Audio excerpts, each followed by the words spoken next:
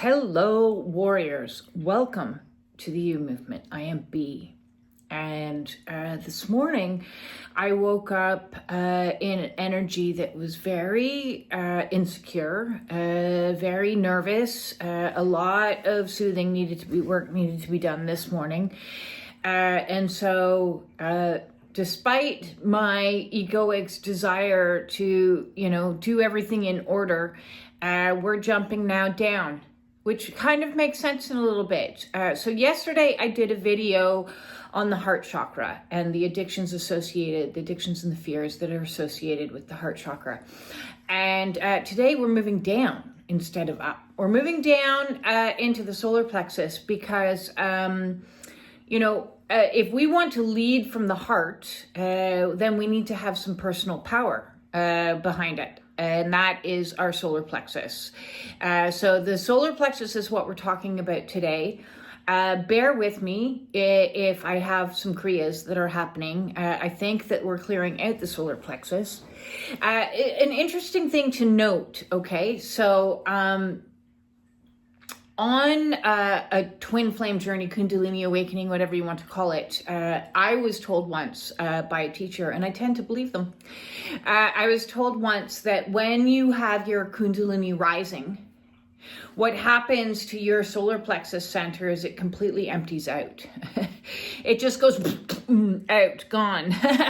And that means that we need to spend the next however many years rebuilding the energies back up in there. And so that's why on our awakenings, we can be really pulled into a fetal position of like, oh, what is happening? Like, I can't even tell you how much time I spent like curled in upon myself like a potato bug, feeling so much fear and insecurity and nervousness and anxiousness and panic, paranoia, you name it. And it's been very challenging for me because I used to be, once upon a time, granted, that was very egoic and used a lot of training wheels, like the other addictions that I mentioned, smoking, drinking, this, that, and the other, pharmaceuticals, all to prop me up in a position of like, I've got power.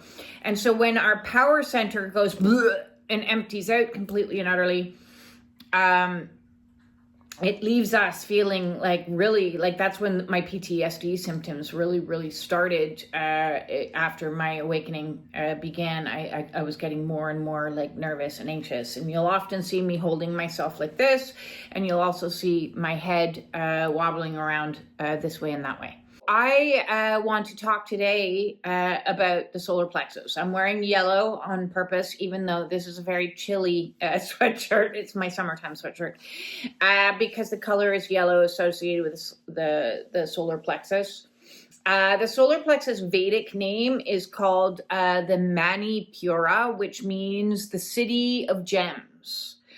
Okay, so this is our ego center, and when it goes and empties out, that means it's opening up and it's allowing us in our divine state and our full state to be full of like gems, full of gifts, full of like, oh yes, I know what I am and what I'm not, and I can do this and I can do that, fully empowered. So that's the translation there. I already mentioned, in yesterday's video is talking about that God gives us this gift in our heart and pulls us in a direction. But for us to act on that pulling, it requires power. Okay, so the life lesson here that's associated with the solar plexus is the house. This is where our ego lives. Hello, little ego. Our ego lives in here. Our personality is born here. Our sense of self-esteem exists within this place, and through our life we are going through like the purpose of this chakra as it gets into is transformation. Okay, so it's constantly, we are transforming us.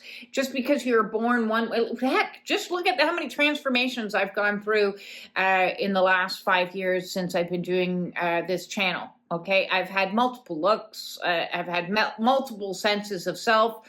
As new senses of self would come into birth, and then it would crumble and collapse as well. I do have a theory about that, which is that as I've been integrating back soul retrieval, all the broken aspects of self, which happens through trauma. I've described this in many, many videos that we have. It's like our soul self is this beautiful gem, a crystal orb, a crystal. Picture yourself as a beautiful quartz crystal that's just gorgeous. And then you have traumatic life experiences and somebody throws that crystal on the floor and it cracks. And maybe a little small shard of it flies off into underneath the fridge, and another small shard of it. So all those little small shards of ourself gets thrown off into the void. And as we go through this awakening process, we are doing soul retrieval. We are finding those lost aspects of self. So the wounded inner child, the wounded inner teenager, the wounded adult, all of the victims within us, all of the shadow aspects of selves that maybe we ourselves are hiding away, all of the demon energies that we've taken on. And when I say demon energies, I'm talking from an archetypical perspective of like when we have cracks, right? Cracks in the system, darkness can penetrate those cracks, right? And some people get really full up with darkness, and some people get full up with a little bit. Listen, we've all got some shadow elements in us. Nobody is perfectly clear and crystalline. When you go through this process that is humanity in the last 50 years, 60 years, however old you are, the fact is we all have shadow, and that's why we need to do our shadow work. And some people's cracks are bigger than other people's cracks, and some people are missing bigger chunks than other people. That's trauma. That is trauma through the lens of spiritual understanding, that we started whole and then we got cracked and shards went off. But none of that means that we are broken past the point of being able, in my personal opinion, and granted, many psychologists and psychiatrists would disagree with me, but from the spiritual point of view, I don't think anybody is past the point of being able to pull themselves back together again if they do the work. That's the caveat. You have to actually do the shadow work. You actually have to heal. You have to stand in the position of power and face your own demons and don't deny them anymore. If you deny them, I'm fine, I'm perfect, I'm great, I'm wonderful, and you deny to do any of the healing work, then no, you won't heal. But you do have the capacity to heal. I don't believe that anybody in the land of God, which is everywhere, is a soul that can't, if they commit, if they take their free will and they make the decision within their free will to get in alignment with God, then healing is possible for all. There's a side note that we're going on. I wanted to talk today a lot about this purpose of transformation because I myself am going through this transformation. Many of you out there are going through this transformation, and what is required for this transformation. Okay, so the 7 rights, I talked about the 7 rights yesterday, introduced this. I'm introducing everything that I talked about yesterday in the heart chakra. I'm going to do in this video, and probably for the rest of the 7 chakras. And then in future videos, I'm going to talk about different aspects. But today we're going to do the same, follow the same format, kind of. Where I deviate, because I channel what comes through. So I introduced the 7 rights. The right here, your fundamental right, your human constitutional right of the earth is to act. Okay. So this is where, we get the inspiration, but without action, the inspiration just dies. Nothing comes of it. The potentiality is, ruined. So here is our potential to act. It's a physical thing that you have to do. You have to act. You can't just, I want to quit drinking. That's an action. You have to actually then not drink. I want to have a better life for myself. Well, then you have to get up and move and make a better life for yourself. There are action steps required. This right ties in with your right to be an individual, which means to act in alignment with your own heart. So you're acting from a place instead of tribal mentality, which is root chakra, but you're acting from your own heart space. So it's like dripping down. It's like the hormones drip down, and so does your inspiration, your passion. So you get this feeling in your heart that you want to do something. I want to be a singer. I want to move 3 hours away. I wanted this, I wanted that. So you get an inspired passion in your heart space, and then you're like, okay, well, I'm going to actually have to like make the plans, pack the bags. Right now I'm like organizing to get myself ready for the move that's happening in 3 days. And I'm gonna actually physically make myself move. I'm following my own guidance, which is me as an individual. I'm not doing what other people do. I'm doing what I need to do for me. Okay, so I'm following my heart. The element here is the element of fire, right? And I love the expression. I love language because language gives us so much meaning behind our words. And there's an expression, I don't know if you've ever heard it, I did growing up all the time, was you better get a fire under your ass, as in like you better get moving. Once you have a fire under your ass, you're like, oh yeah, I'm gonna call and see who I need to call to find out. I want to take a karate class. I do. So I got online and I'm like, I got a fire under my ass. I'm gonna take the action steps required. I'm gonna go and look what teachers are available, what schools are available. Which one's closest to me, which one costs the best, which one this, that, and the other, do the action steps, and then I'm going to go and do it. I'm going to actually like get myself up and move to where I need to move so that I can meet the teacher and go, hiya, to study what I need to study.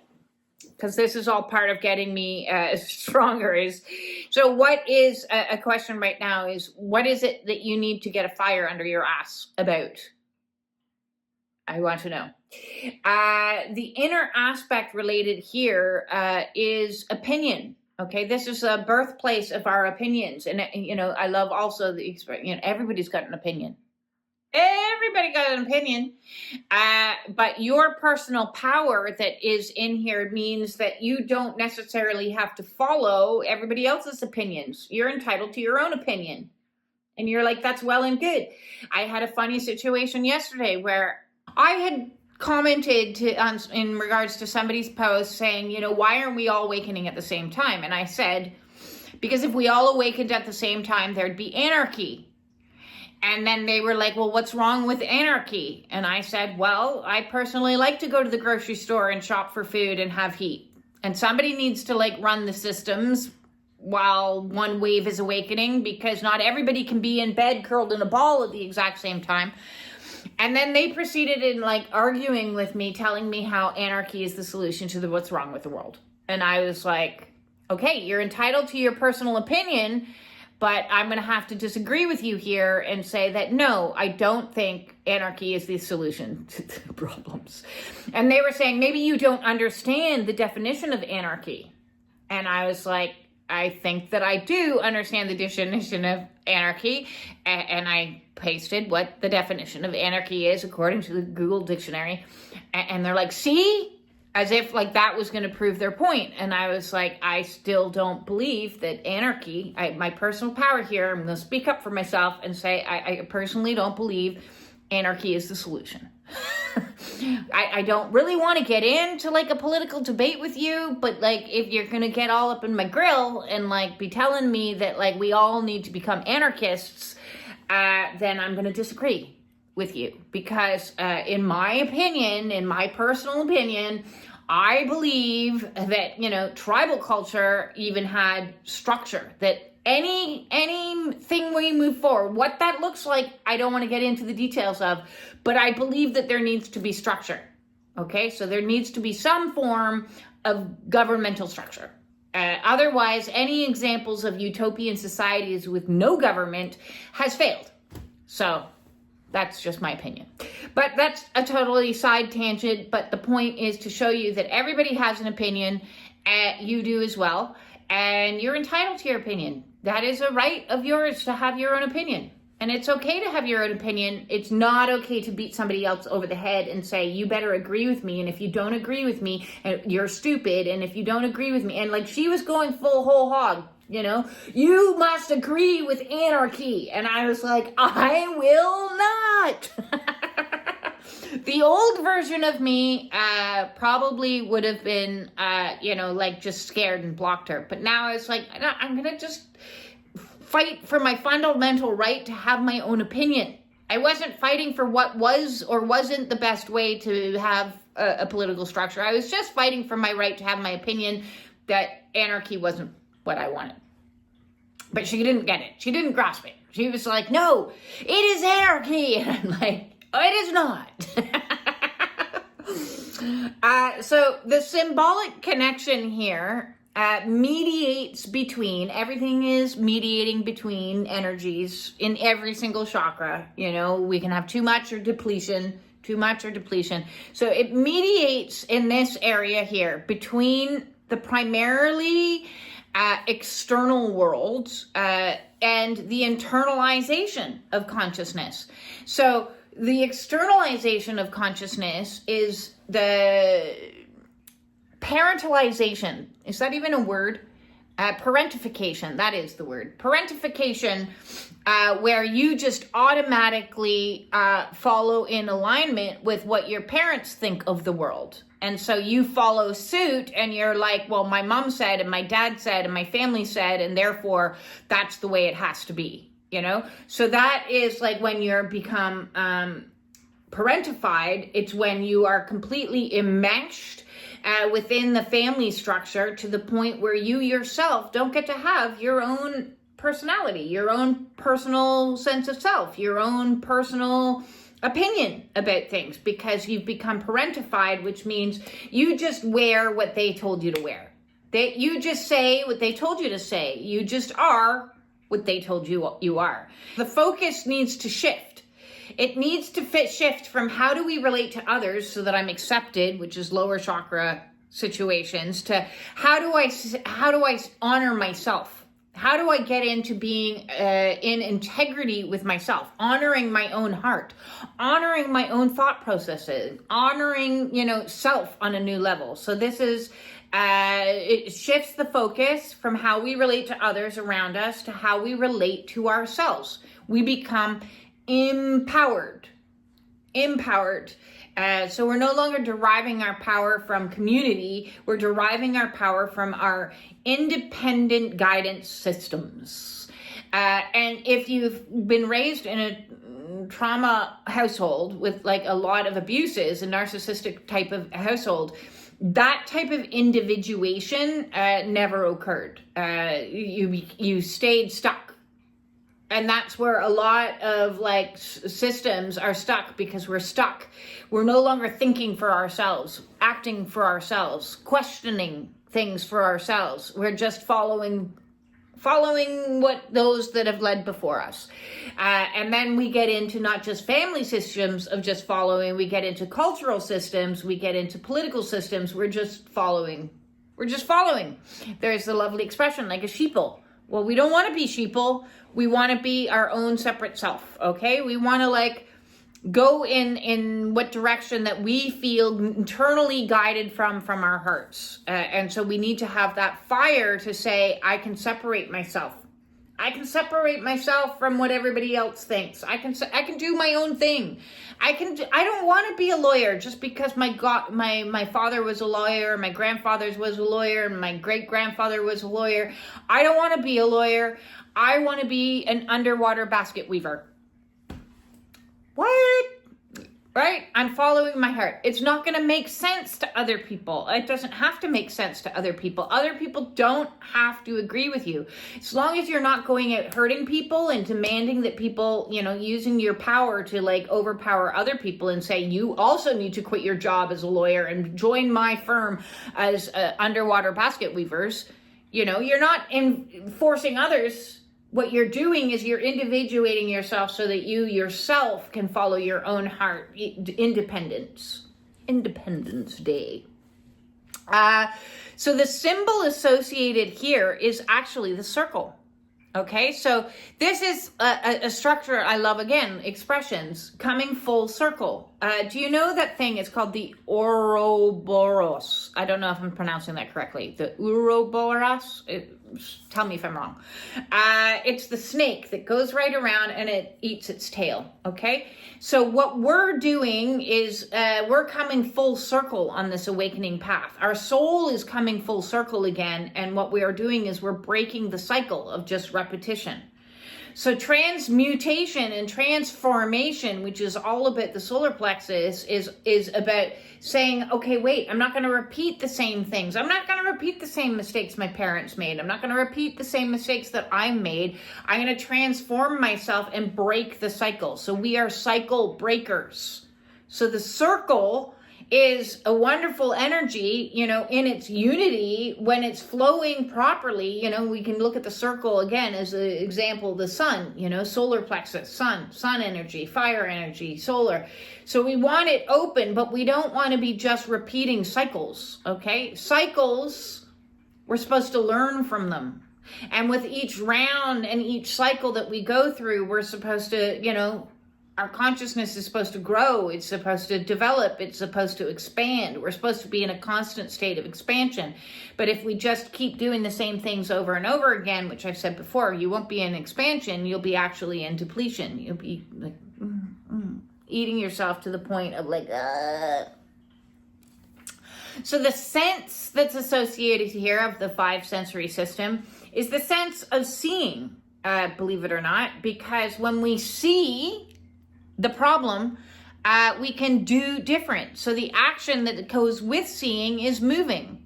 We use the power of discernment to see the cycles. Once we see the cycles, we can like change and alter, right? If you don't see what's happening, like when I was in my marriage, I wasn't seeing what was happening. I was in la la land and denying and deluding and wearing rose-colored glasses and not seeing the problem. But when you finally see the problem, when the penny drops, you go, oh my God, I need to make action. I need to move. So the action associated is moving. This is never going to get better, I said to myself. This is a sinking ship, I said to myself. I need to save myself, soul said to myself. And so, okay, what can I do to move? Moving actually started by moving, physically moving, getting in the habit of moving, doing my own pilgrimage on a soul level because I was out walking to get my body in physical health. So if you're not in physical health, get out moving, practice moving. If you need to make movement in your life and you don't know what to do, go for a walk. Just get out moving. If you, in the practice of moving, you're energizing this area here, which is going to build the energy that is, okay, I need to make change. I need to walk somewhere different. I need to move somewhere different. So as we do in our physical body, outside realities, we're going to change too. So getting into alignment, physical alignment, and I've done loads of videos on aligned walking and why it's so incredibly important for you and why you need to do it. But this is yet another reason, because it trains your mind that movement is necessary, action is necessary to create the change that you want to see in the world. You know, if you make action and movement every single day for 365 days of the year, then after an entire year, which is a full cycle, you're going to see unbelievable change in your life. Like every single day doing a little bit of action is going to it's like little drops of in a water, like on a day-to-day basis. You may not see any change or anything, but in a cycle or in a season, you're going to see a whole bunch of change. In an entire year, you're going to see so much change. And that's what's necessary so that we're changing and transforming constantly. We don't just become one person and then stay stuck like that for the rest of our lives. Life is about constant change, development. We're going through life cycles. We're going through life stages. We're going through life lessons. We're going through so many things, and that's going to require getting out of complacency and just sitting down and going, it's my life. My life sucks. No, get out, go walking. Get out, go walking. If your life sucks, Go out, get walking. And when you're out walking, you're going to be amazed because walking is a movement meditation. So this is going to stimulate the solar plexus, which is going to help fill it back up. And as you're out walking, you're going to go like, I think I want to take a tango class. I've never done that before. Oh, well, I'm going to give it a try. You know, you'll get inspiration. You'll get those little droplets of inspiration, the little passions that pull you in a direction that say, I want to do this. I want to go there. I've never been to Jamaica. I want to go to Jamaica. How do I make that happen? Okay. So it can be anything. And then you go, okay, well, for me to go to Jamaica, I'm going to save some money. I need to do this. I need to do that. I need to make action steps.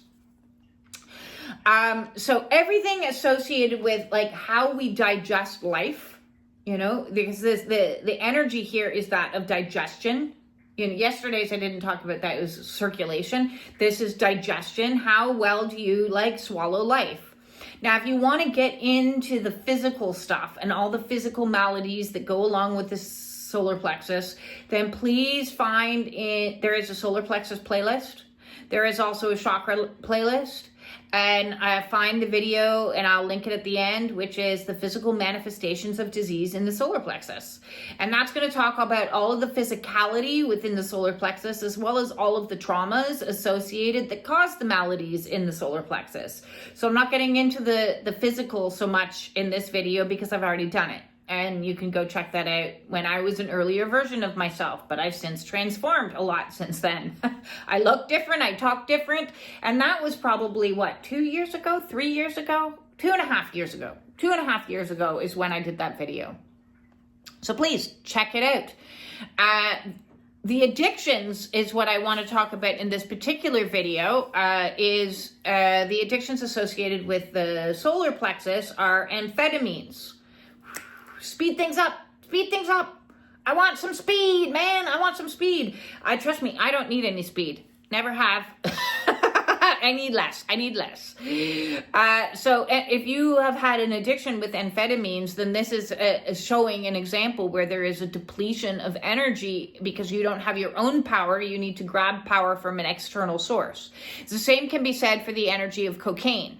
Now, I've never done cocaine in my life because it always scared me because I always had so much energy that I thought like, oh my God, you'd have to peel me off the ceiling.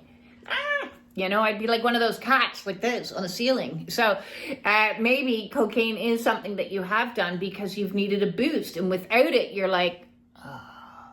So those that have gone and gravitated towards those types of addictions is showing a depletion in natural. I did, however, have a massive caffeine addiction. Like coffee to keep me going through the day. Go. So I wouldn't burn out. Because autistic people are known for their burnouts. Of course, I didn't know I was autistic and I didn't know it was burnouts. I just thought I had to push harder and push through. I have to clean more. I'd get up in the morning and I'd start cleaning and I'd still be cleaning at 12 o'clock at night after I had drank 2 gallons of coffee to keep me going because I had to make it all perfect.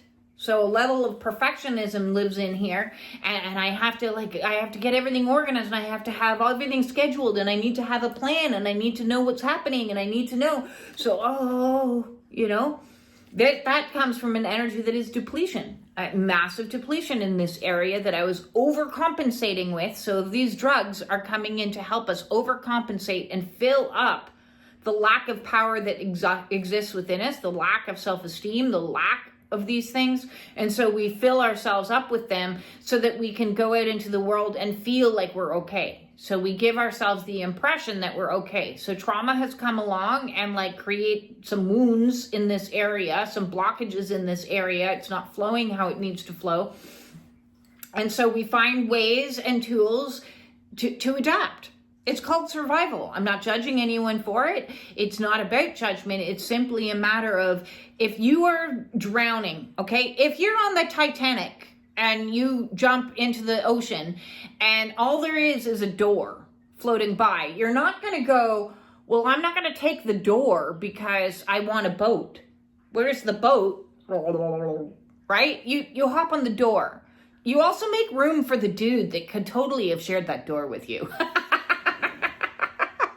You get on the door, right? You get on the door, that's all you have. So addictions is the door, okay? You're floating on the door until something better comes along. And hello, here we are now, and we have something better. We have better tools and better coping strategies that we can use to replace the door. We can get into the life raft. The life raft can bring us to the boat. And so this is the process of addictions, and clearing addictions and getting rid of addictions is replacing and healing what was deprived so that we no longer need to like hold on to coping mechanisms that was the only thing that we may have had once upon a time, but now we have better things, okay? Now we have better things. Two more addictions that I want to mention here is the work addiction. Did you know that that's addiction? Just look at society. What is it? We went from a 40-hour work week to a 60-hour work week. Some people are working even beyond that. You know, like this is insanity, folks. This is insanity. This is an insanity that has enmeshed. We have internalized the societal interpretation of what the work hierarchy, you know, the business model. We've all adapted ourselves and become one with a business model instead of one with a human model. Okay, so we're no longer living a human existence. We're now part of a machine. We've internalized the opinions of others that say to us that we need to work harder, work more to prove ourselves, to climb this corporate structure, which is like a pyramid in structure, which is not a circle, but a pyramid. Climb this pyramid so that we can get up to the top. You know, and if we just work harder and work more and consume this and consume that, then we're going to get up to the top. Consume, digestion, right? We're just consuming what's being told to us, that we're going to finally like live the dream, you know, live the American dream. Now, I'm not American, but like that philosophy has spread far and wide across the globe. That is not even Americanism anymore. It's kind of world accepted consumeristic idea of like, I'm just gonna like suck it up and I gotta work this job and I'm gonna have this big house, and if I have a small house that I'm not good enough, and if I have like a smaller car, not a bigger car, and I need bigger and I need more and I need this, I need that, I need, so I'm gonna work because that's gonna prove my worth. If I have a big title and big money and big this and that and the other, then I'm compensating for myself for where I feel small. You know the expression, come on. Amongst us women, we know there's a little bit of a joke when we see a man driving around in a ridiculous vehicle. We all kind of giggle to ourselves and go, he must be overcompensating for something small. So it's actually backfiring when men think that if I have more and like drive a gigantic truck or like have some speedy race car, that we're kind of looking at it going like, well, at least I am. And I know a lot of other people are kind of going, oh, maybe they're overcompensating for something. So it is. Working too much is not going to get you any closer to alignment or enlightenment. In fact, it's going to debilitate that process. It's going to slow the process down, because what's happening here is there's a blockage. So as energy tries to flow up in through and to get to the heart. So we're like, oh, wait a second here. Maybe I don't need this much land. Maybe I could use some of this land and do like a bee farm. Maybe I could donate some of this land or donate some of my money even. How about that? How about when the 1% start donating their money to humanity? See, then that's going past their, I'm going to have, it's all about me. I need more. I need this. I need that. I need everything. I need $15 billion so that I can build myself all about me. I don't know. How about you build a community? How about you build a school? How about you build a library? I don't know. Do something for humanity with your money. Do something. But that's a blockage. So this whole philosophy, this whole ideology of consumerism and work more and obtain more is all about blocking this, so we're not getting up into our heart space and thinking of humanity as a whole. That I am part of a whole. No, I've separated myself from the rest of humanity because I'm on the top of the pyramid and everybody else is down beneath me, below me.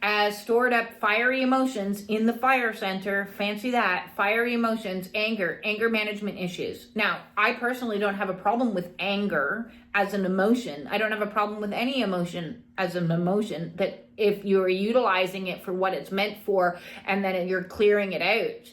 Anger can be an amazing motivator, that says, I'm not tolerating this bullshit no more. I'm out, right? So, or anger can be destructive, and hello war, hello abuse, hello. So these are, it's what you do with the emotion that distinguishes between a positive usage or a negative usage. If you look at nuclear power, right? Power center, nuclear fire.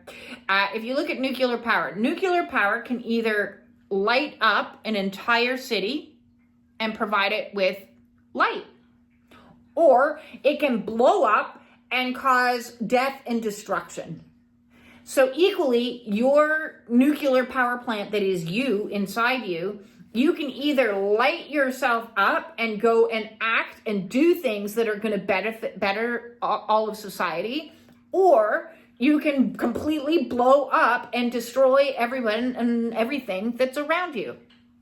You're given free will, and the free will says, how are you going to use this energy that God calls anger or rage? Here it is. Are you going to use it well, or are you going to mishandle it and create a world war? Are you going to invade Greenland? What are you going to use your personal power for? Let's talk about how this area gets completely out of whack, okay? So the developmental stage here starts from 18 months to 4 years. So if you're looking at the developmental stages of like childhood development, and what is supposed to happen in those stages is the realization of separateness, okay? So when the baby is born, they're like part of you. They're one with you. And in 18 months, they start to like, hey, I'm going to go my own way. I'm going to crawl on out of here. I'm going to learn to walk. I'm going to like, hey, I'm my own person. And so you start to realize I am not attached to that woman anymore, right? Before that, it's the development stages before that still required a certain degree of closeness, right? At least it was supposed to. But as I talked about in yesterday's video, a lot of people were forced into separateness far too young for the conscious development. They should have been connected. They weren't connected, and so there was separateness that came too early. But this is the realization of separateness. The, hey, wait, I'm me, you're you, what's going on? So this is when we're supposed to have an establishment of autonomy. Now, as far as I'm concerned, I'm going to say most people didn't get to have this, because I look at society and most people aren't in autonomy. Most people are still interconnected into family structures, into social structures, into like societal structures that is far from autonomy. It's, I got to do what everybody else does. I got to like think like everybody else thinks. I got to follow the mold, And so this whole establishment of autonomy ties into the teachings of Maslow. And Maslow talks about the hierarchy of needs, and the very, very tippy top of the hierarchy of needs is, self-actualization, being your own self. Now, on this awakening process, we are forced to go through all the levels of self-actualization and become just ourselves and to become autonomous. That means just you, autonomy. I am my own sovereign being of light. And so on this awakening path, what happens is all the merging of energies, all the connections that we have that are dysfunctional on some level get ripped away from us and make us sit in our penalty box that is time out, isolation, hermit mode, so that we can finally learn the lesson that we should have learned at age 18 months and 4 years. And now, why didn't we learn this lesson at 18 months to 4 years? Because we were being raised by parents that weren't in their autonomy either. And they were being raised by parents that weren't in their autonomy either. So autonomy has not been something that has been the main frame of how we have survived in society. We have survived in society by this. We need people is the belief. And so even like I see parents making, crazy decisions between the ages of 18 months and 4 years, and where the kid is trying very desperately, naturally, instinctively going, I don't want to wear that. I don't want to do that. And the parents say, do as I say. Do as you're told. I'm telling you, and so then the kid gets what? Struck, and they like, oh, it's not safe for me to be in my autonomy. It's not safe for me to be my own person. I wanted to wear my Spider-Man costume to school. Would it have hurt anyone for them to wear the Spider-Man costume to school? No, it wouldn't have. It wouldn't have hurt anyone. But parents go, oh God, what are others going to think of me? I can't send my kid to school in his pajamas. I can't send my kid to school like this. So because we're still all not in our autonomy, not making our own decisions, what we end up doing is we put that upon our children and we say this. So if you got a lot of this, then you had a stunting, a trauma that came about in your early development that said you weren't allowed to be you. So in this time frame, again, this is when we first learned the word no. Okay, so we are starting the development of language. And one of the first words that children learn is no. No, I don't want that. No, I don't want that. No, I don't want to wear that. No, I don't want to do that. No. But instead of listening to our children and letting them learn the power of no, and how many adults are walking around with a no deficit? Right? Because I wasn't allowed to say no. So we all have a no deficit and we don't know how to say no and say that's not for me. We learn to people please because we've been taught as kids to people please, to do as our parents told us to do. That was the way that we survived. There wasn't room in the container for us to develop our own sense of self and say, I don't want to do that. I don't want to eat that. I don't know how many meals I sat down at a table that the food was disgusting to me. And granted, should I have been grateful? Sure, yes, lovely. We want to teach our kids good morals and we want to teach our kids good values. But, for me as an autistic kid, of course, I didn't know I was autistic then, and that word didn't even exist. To be served certain foods, they weren't safe for my nervous system. Have you heard that there's a thing called safe foods? Yeah. So when I would say, no, I don't want to eat that, I knew I had to override my own body, my own nervous system, my own self as safety to make somebody else's power over me happier. I can remember one time I was sitting at a kitchen table and there was a glass of milk and I did not want that glass of milk. And she said, fine, you can sit at that table until that milk is gone and you are not getting up. I sat there for about 4 hours because I had a lot of will that was like beat out of me. And eventually I drank the milk. I succumbed to drinking the milk because I was tired and I wanted to go to bed. So my sense of autonomy was completely ripped away. And many of us were raised like that. You do as your parents say and you don't ask questions. But why? Why do I have to do that? Because I said so. Well, what kind of an explanation is that? That's ridiculous. That's nonsensical. That doesn't even open room for a conversation. But because I said so was something that they heard their parents say and their parents got away with it. So I'm just going to pass on the cycle. I'm going to eat my own tail on this one. I'm going to pass on the cycle of what was done to me and say that it's perfectly fine. Even though what it is passing on a trauma from generation to generation, which says that you're not allowed to establish autonomy. Because society as a whole doesn't want you to have autonomy. They want you to follow and be part of the consumeristic machine. So nobody has a sense of autonomy and everybody's doing what everybody else is doing. And now we're all trying to survive within a system that wasn't even made for humans. It was made for corporations. Oh, we're getting into some fiery topics tonight. This is where we learn impulse control. So this is very vital because if we don't ever learn, long-term gratification, I want a cookie, here you go. I want a this, here you go. I wanted that. Here you go. Life isn't like that. Life isn't like that. And so we have to learn at that age a certain degree of structure that says, Oh, you would like a cookie? Okay, well, you're going to have to wait until after dinner, and then you can have your cookie, if that's what the lesson is, right? Why? Because it's going to ruin your appetite. So there is a reason for that. Okay, I hear the reason. I guess I'll have to wait. When's dinner? It's not for another 2 hours. But they're super yummy cookies. Yeah, you have to wait. You have to learn how to expect long-term gratification, right? And this is something that's not really something that a lot of parents do anymore. They give it to them right away. The kids say something, I want a PS3. Okay, here you go. You'll have to wait till Christmas. You'll have to wait till your birthday. You'll have to go deliver papers and save up your money. And then you can have it.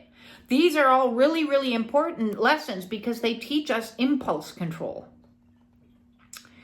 Mastery of holding on and letting go. Okay, so this ties into, with the digestive system, ties into our toilet training.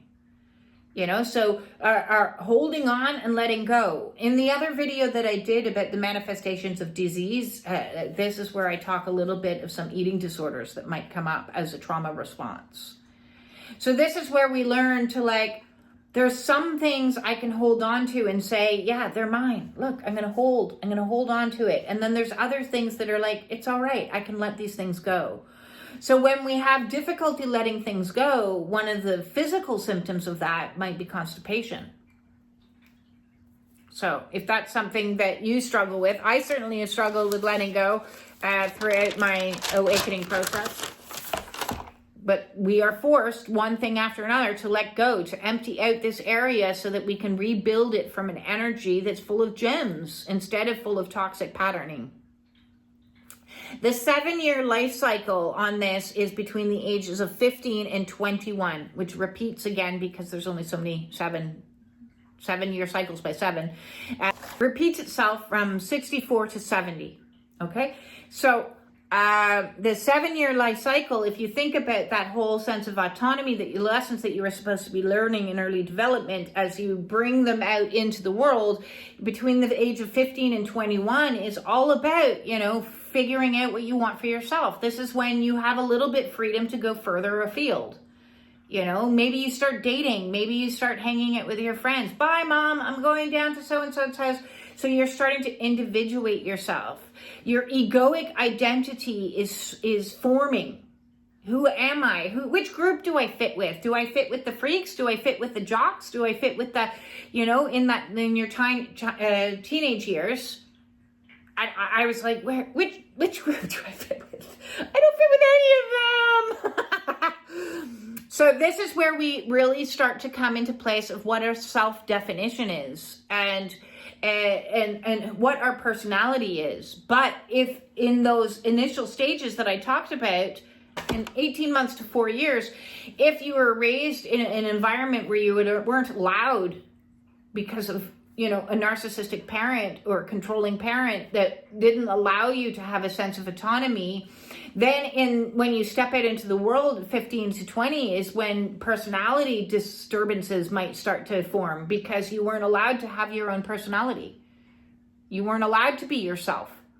So where psychologists get into the realm of labeling people, as narcissistic personality, bipolar personality, all these personality disorders, they didn't just exist in a vacuum. I even have issue, as you well know, I have issue with the labeling system that is.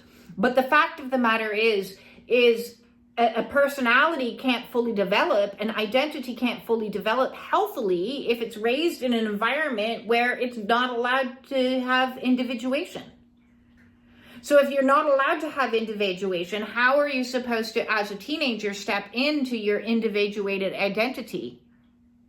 You're still enmeshed.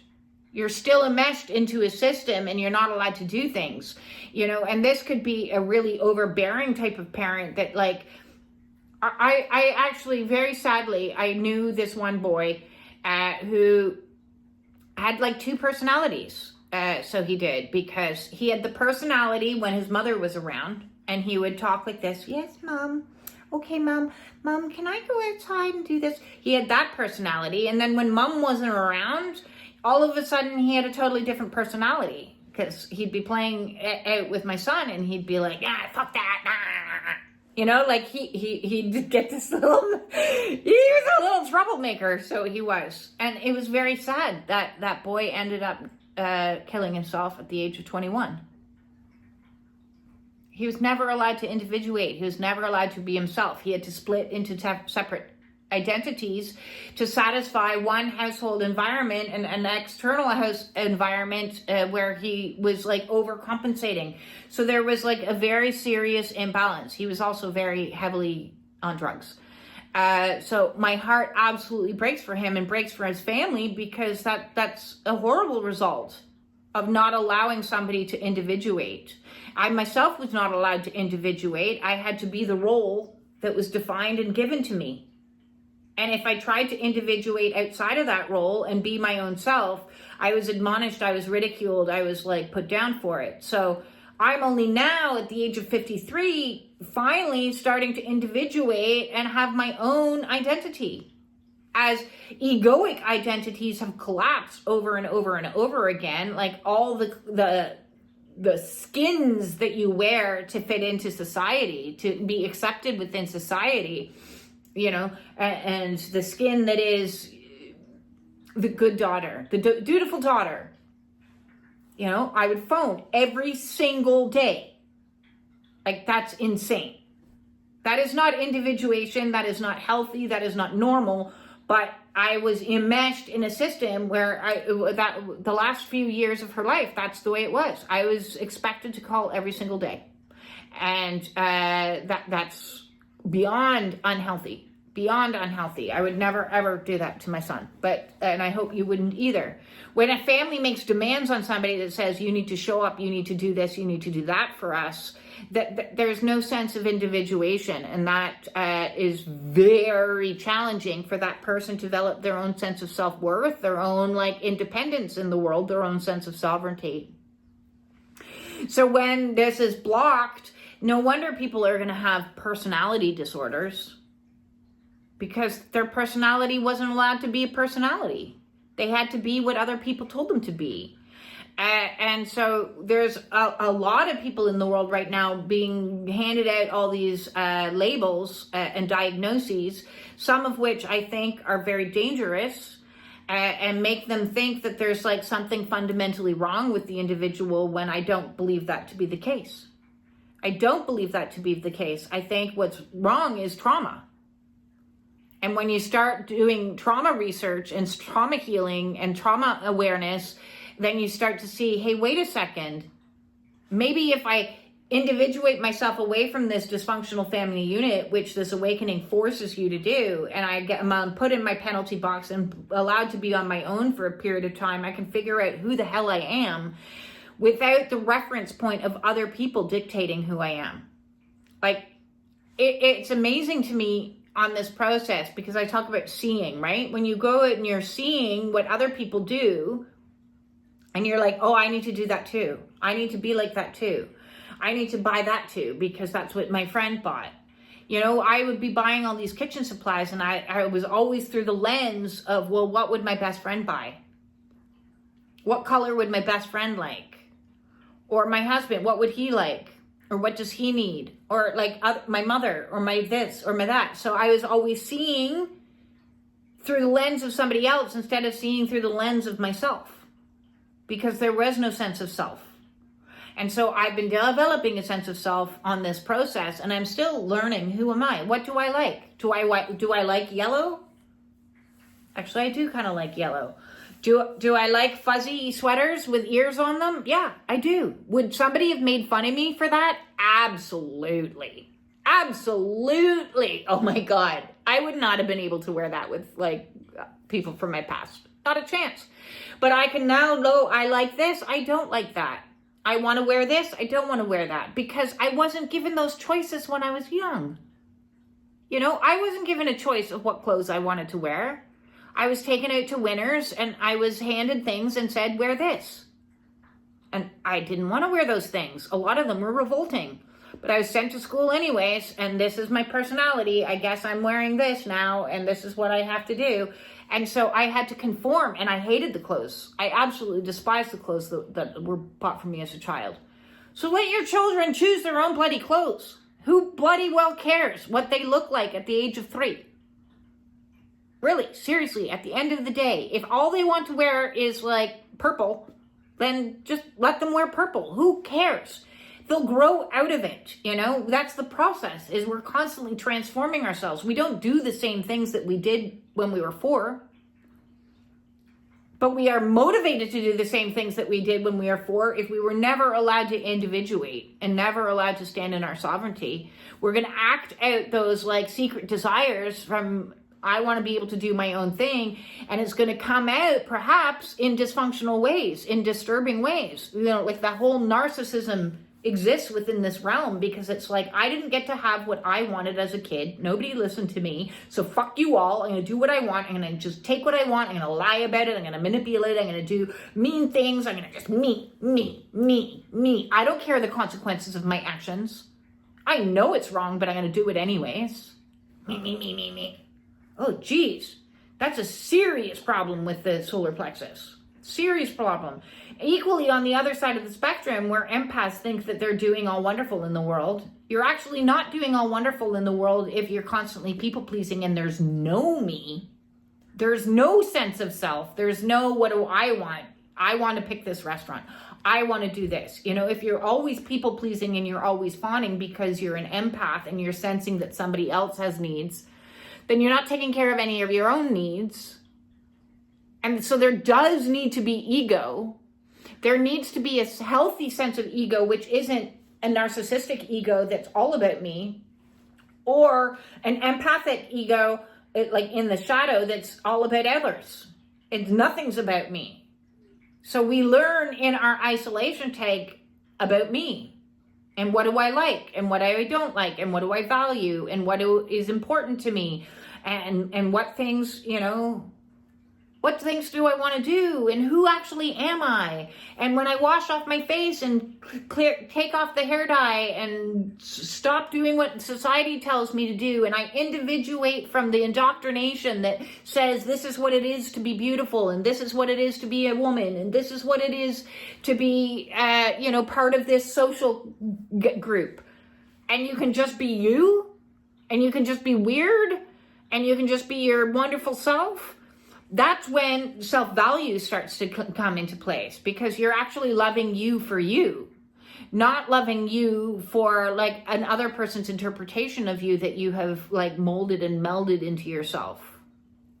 So the demon energy here is shame. The underlying demon that you allow in when that crack happens is demon slips in this dark energy known as shame. I'm not good enough the way I am. I'm not going to be liked. I'm not going to be respected. I'm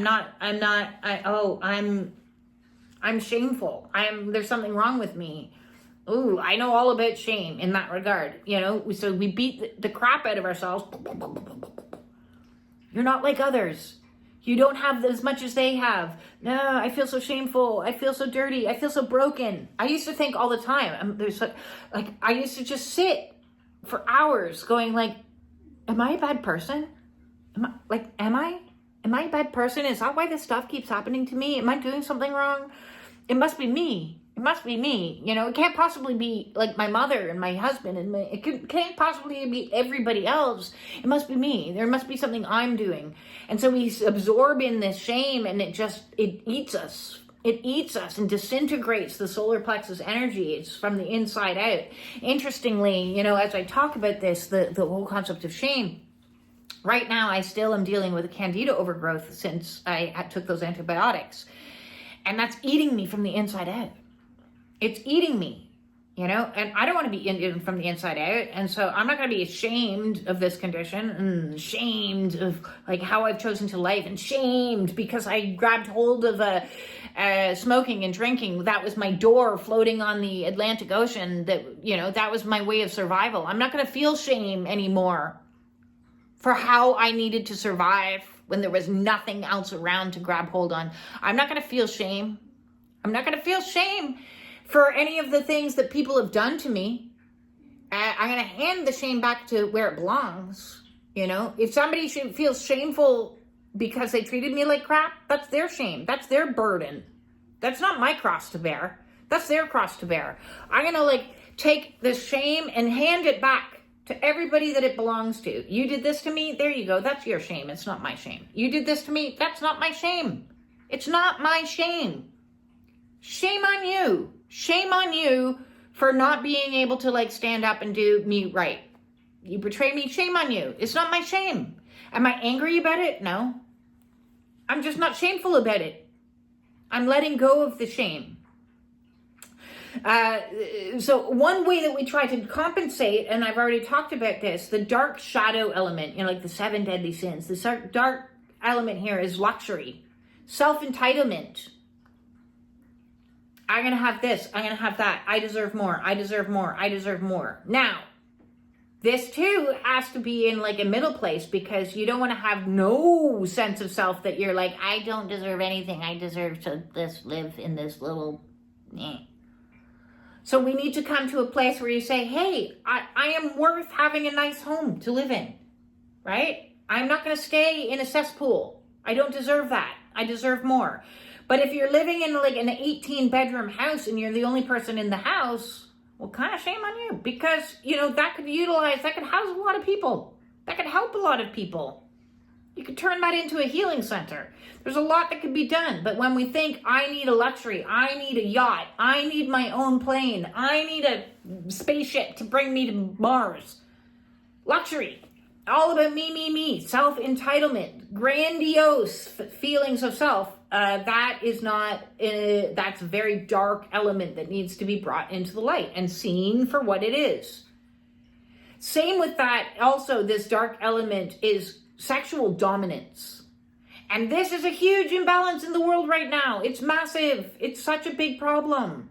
It's such a big problem. And until we see it and identify it for what it truly is, you know, there's so many conversations that need to be had open, where we're really seeing and identifying the issue for what it is. The issue of like the amount of dominance that has been the masculine over the feminine, you know, and I struggle to use the word masculine over feminine, because I mean not in energies, I mean actually in application, you know, men versus women. And I hate the versus kind of thing, because it isn't ever been versus. It isn't been versus. It's women standing up and saying, I deserve more. It's not a war. Women aren't waging war. Women are saying, I've had enough. I'm ending the war. I'm ending the repression. I'm ending the dominance, and I'm getting myself out and I'm escaping. That's not war. Escapism isn't war. It's saying, I am going to be sovereign. I am going to pull myself out of this. I am going to make action steps and move. And then the men that are left complaining and whining, and there's no women to date, and what's going on, and where's my power, aren't understanding what is needed here is their own healing work, so they can come back into the mix and meet somebody head on and see each other for who we are. See the humanity within each other's. So there is still a lot in the collective as a whole when it comes to this energy of like narcissist, empath, man, woman, this country, that country, this race, that race. You know, a lot of these control and dominance are at play right here, and we need to let this shit go. And we need to, like, seriously, let it go and start seeing the value that is in others as much as seeing the value in ourselves. So if you've been in a repressed, suppressed, abused position, you need to see the value that is in yourself, so you can stand up and say, I don't deserve this. I'm going to move myself out of this. And if you've been in the position of dominating and controlling and repressing and doing some pretty crappy things, you need to sit yourself down and you need to go, okay, I need to see, why am I doing this? Geez, man, if mom had just let me wear those pajamas at friggin' 4 so I could have gone to school in my Spider-Man pajamas, or maybe done what I wanted to do. I didn't want to do soccer. I wanted to do ballet. I wanted to play with the Barbies. But I was a boy and I wasn't allowed to play with the Barbies. And now I'm really angry about it. And so I'm going to take it out on all the women. Then that's an opportunity that's knocking on your door that says, hey, wait a second here. I got some healing work to do when it comes to the solar plexus. Because at the root of all of this is some pretty narky fears. So let's talk about those fears that are in the solar plexus. The fears of rejection. Oh man, that one has ruled my life. Fears of criticism. Looking foolish. Oh my God, I hate looking the fool. I absolutely hate looking the fool. And you know what? I, on my awakening journey, had to embrace more and more the archetype that is the fool. So what is the archetype that is the fool? Because the fool is the first card in the tarot deck. And I bring this up because the first card implies starting off on a new journey, embarking on something new, taking the step. You know, it's this little dude walking with his stick and his little bag of stuff, and he's going off on a new journey, right? So that in its own mind reminds me of The Hobbit, you know, I'm off on a wonderful adventure, right? So when we embrace our fool and we don't shove our fool archetype into the shadow, when we bring the archetype of the fool up into the light, we see, oh my God, I can just try. And if people laugh at me, who cares? And if I do something crazy and different that my family would never have wanted me to do, that's okay. I can play the fool. What's the worst that's going to happen when you play the fool? What's the worst? The worst that's going to happen is you fall. You skin your knee. You get messy. You get, somebody laughs at you. But what's the best that can happen? You go on an amazing adventure. You raise your consciousness. You go through experiences and take risks that you never dreamed possible. You fall in love. Oh, that was a big one for me. When my heart opening, I was like, oh my God, this is so foolish of me. How could I be so foolish to love this person? Why do I love this person? Oh my God, I'm embarrassed. And I was like, eventually I was like, okay, my heart just does what my heart's going to do. So when we just let go of the shadow aspect of the fool and embrace the light aspect of the fool, we realize that this is leading us into something new. This is leading us into transformation. Failing to meet one's responsibilities and fears related to physical appearance. Okay, so fears about our responsibilities can play out in procrastination. I don't want to do it because I'm going to fail. So then we don't ever do it, and then, we fail, right? So it's a self-fulfilling prophecy. I'm going to fail anyway, so I might as well not step up and do it, not make the action steps required to do it. Fears related to our physical appearance is looking different, looking weird. Now, okay, so honest to goodness truth, since my awakening process has, merged me with my own masculine energy and made me face what is feminine, what is masculine, and what am I? On this process, I've given up shaving. I've also given up makeup, hair dye, and bras, tight Spanx, and a whole bunch of other things. I'm all about the comfort, and I'm all about but who am I? But who did God make me to be? And so when I was debating shaving, right? Which is such a simple, silly thing. But when I was debating giving up shaving, I was like, oh my God, people are going to look at my hairy legs and judge me. People are going to see my armpits and they're going to be like, oh my God. And then I decided, you know what? This is how I was made. So who am I to argue? Who am I to argue? This is how I was made. I don't need to make Gillette any richer. They're rich enough. So I'm going to save my money and my expense. And I'm going to just let my body be me. Let my body be me. And let my face be my face. Let my hair be my hair. And if other people judge me for it, that's a them problem. That's a them problem. It's not a me problem. Do I have gray hairs? Yes, I call them God highlights, and I think they're absolutely beautiful. Do I have wrinkles? Yep, absolutely. You'd have wrinkles too if you were like this. Oh my God, for as many years as I was, you would have wrinkles too. Am I perfection? Oh God, no. Oh God, no. I am not. But I love myself anyways. I love my hairy legs. I love on myself so much that I'm not altering myself for anyone else, regardless of what they will do. And okay, I'll tell you a little story. Hairy legs. So, as most women, sometimes you forget.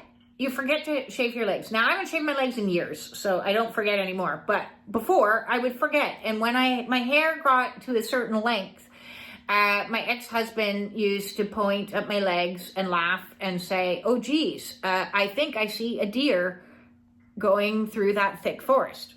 Or some other ridiculous poke that was meant to like put me back into alignment that I'd better go shave my legs because, ha ha ha, look at you with hairy legs.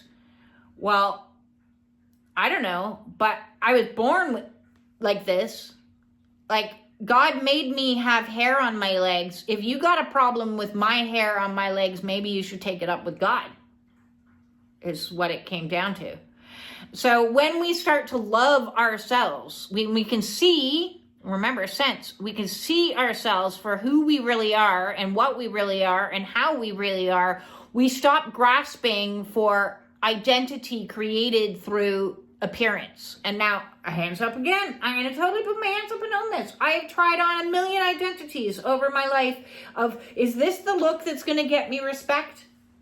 Is this the look that's going to get me a boyfriend? Is this the look that's going to get me love? Is this the look that's going to get me honor? Is this the look, and I've had every haircut. I've had every hair color. I've had every like weird outfit. I've tried hippie clothes. I've tried punk rock clothes. I've tried all black and depressing clothes. I've tried colorful, bright, cheerful clothes. I've tried boy clothes. I've tried girl clothes. I've tried them all. And you know what it all boils down to is, what am I comfortable in and what do I like myself in? And I'm 53 because I was never allowed to dress how I wanted or look how I wanted, ever. As soon as the first day that I was adopted, okay, so I was adopted at 2.5 and I had long hair.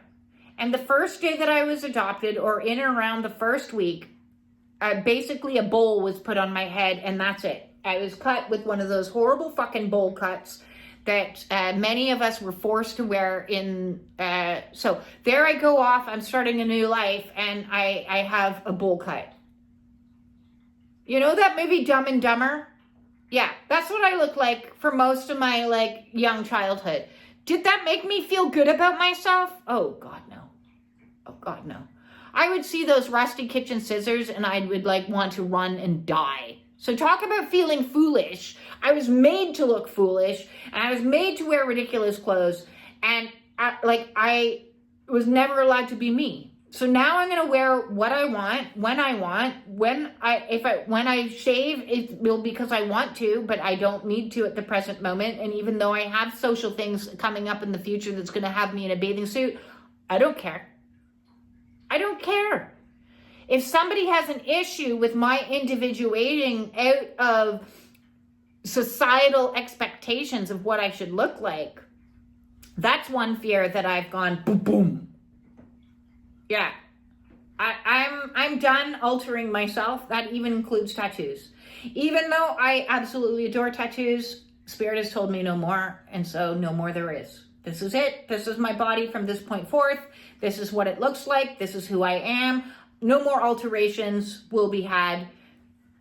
You heard it here first, folks. Fear of obesity. I didn't even know I was obese when I was obese because I was so not seeing myself for who I was. Fear of baldness. Fear of aging. Fear that others will discover our secrets. Oh no, people are going to discover that I'm really imperfect and I'm not got all my shit together and my ducks aren't in a row and I have gray hair. I've done some stupid things and, you know,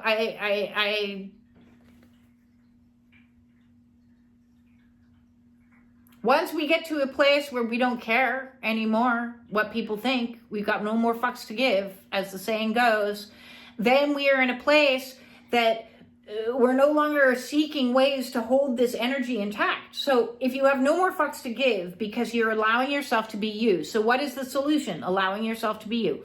When you allow yourself to be you, fully you, you don't need to grasp hold of any additional things because you're you. So the cure to addictions in the solar plexus is letting yourself be you. Fully, completely, authentically, wholly you. Wrinkled, old, young. Now, I'm not going to say, yay, celebrate your overweightness. I am going to say, think about your health, but that's not a, I want to look good in a skinny dress mentality. There's a difference between I want to lose weight because I want to be healthy and cure my diabetes, and I really want to get into this skinny dress. Now, granted, it was nice for about a year. I was in the identity that, look at me, I'm so sexy. You know, right said Fred. But that didn't last because that wasn't who I was. I don't need to put my boobs up to here and with like what I call a harness now. And I don't need to like suck in my insides so that they like aren't digesting food properly, and put like padding on my butt so that it looks like abnormal and weird, and push my face with all sorts of kind of things. That's not what beautiful is. Okay? And if you've gone your whole life feeling not beautiful, not attractive, and I gotta say, like, I've never in my life up until this moment, you know, in the last little while, have I looked at myself and gone, you know, yeah, you're pretty all right. Because I was indoctrinated to believe that I was ugly, that I needed makeup. Even my mother said many times, you know, you'd be kind of attractive if you just put on a little bit more makeup. Oh, that's the color hair you're wearing these days?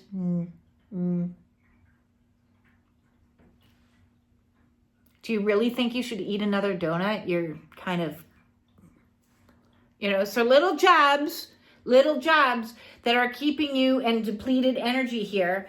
And when you're like, no, this is who I am. I'm neither girly nor a tomboy. I don't fit into any labels. I'm just me. Some days I'm gonna wear a fleece that's got rabbit ears or bunny ears or whatever ears on it, and I'm gonna like it. And I'm gonna wear it with my Doc Martens, because, you know, that's a contradiction. Be a contradiction. Be a million contradictions. Being spiritual doesn't mean you have to wear the role of spirituality. Be yourself. You know, you don't have to wear long skirts. I can't stand long skirts. Don't want to wear them. Don't want to wear cardigans either. Be yourself. I like hoodies. They are comfortable and practical. They make sense to me. I can cover my head when I am cold. Wear what you want, do what you want, be what you want. Use this time in isolation to figure out who the hell you are. And then stand up for yourself. Stand tall. Shoulders back, shoulder blades in, empowered, that says, this is who I am, and this is who I'm going to be, and this is what I'm going to do. Because I have a right to act in alignment with my highest and greatest self. Is it going to irritate others? Yeah, probably.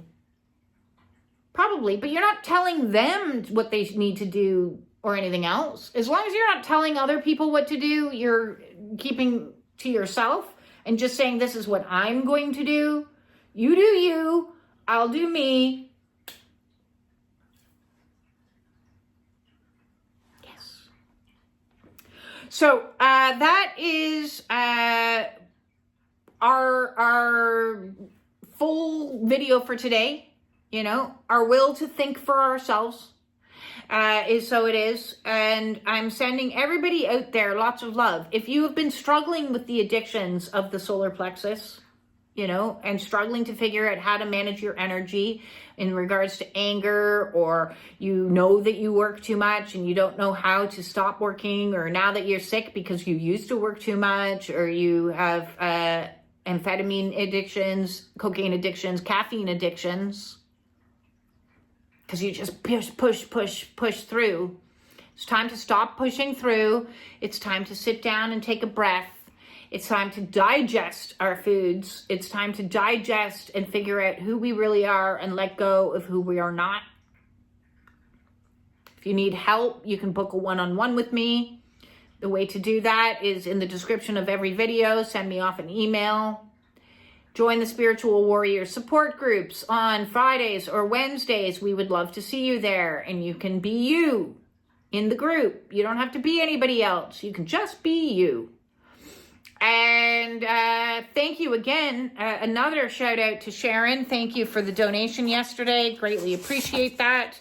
Thank you to anyone that else wants to make donations. You can do so by hitting the super button below. It's got a heart and a dollar sign, I think, in it. Or there's donation links for the channel on in the description. I think that's all I got to do for me today. I got to get back to cleaning and packing and organizing, because that's what I'm doing. That's my movement for today. What's yours? Sending everybody out there all of my love, all of my empowerment, and inner peace.